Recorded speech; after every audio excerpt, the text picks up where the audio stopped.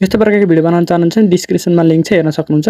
Hello नमस्ते everyone, यस्तो प्रकारको भिडियो तपाईले देख्नुभएको होला टिकटकमा एकदमै भाइरल भइरहेको छ। तपाईहरु पनि यस्तो प्रकारको भिडियो कसरी सजिलोसँग बनाउन सक्नुहुन्छ भनेर मैले आज लिएर आएको छु।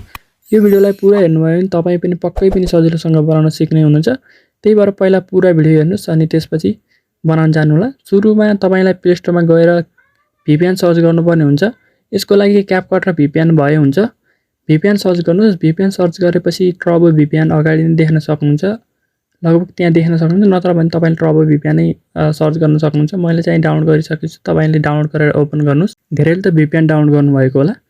अनि त्यसपछि यो गोल आइकनमा क्लिक गरेर जर्मनी सिलेक्ट गर्नुस्। जर्मनी सजिलोसँग कनेक्ट हुन्छ। माथि यो केही नदेखाएको मा सेलेक्ट गर्नुपर्ने हुन्छ, नत्र भने तपाईको प्यानलमा गर्नुभयो भने तपाईसित पैसा माग्छ।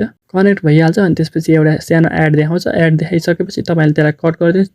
त्यसपछि मैले यो भिडियोमा तपाईलाई डिस्क्रिप्सनमा लिंक दिनेछु एउटा टिकटकको। एउटा दाइको टिकटक रहेको छ अहिले भाइरल भएको यही खालको ट्रेन्ड।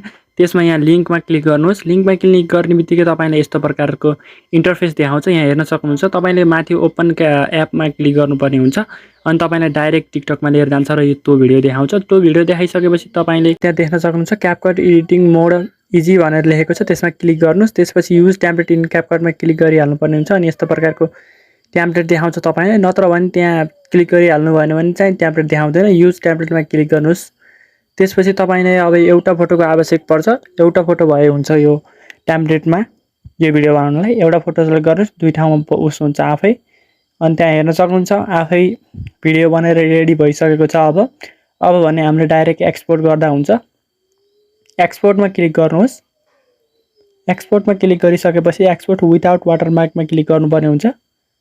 त्यसमा क्लिक गरेपछि एकछिन लोडिङ लिन्छ। त्यतिन्जेरी लाइक र सब्स्क्राइब चाहिँ गर्नुपर्छ, थाहा होला।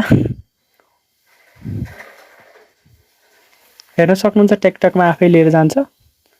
टिकटकमा लिएर गइसकेपछि यहाँबाट तपाईले एड साउन्डमा क्लिक गरेर फेभरेटमा राखेर तपाईलाई जुन मन लाग्छ त्यही साउन्डलाई क्लिक गरेर आफूलाई मन लागेको साउन्ड राख्नुस् र ओरिजिनल साउन्डलाई घटाउनुस्। एड गरेको साउन्डलाई चाहिँ बढाएर यहीँबाट तपाईले नेक्स्ट गरेर तपाईले यहाँलाई अपलोड गर्न सक्नुहुन्छ।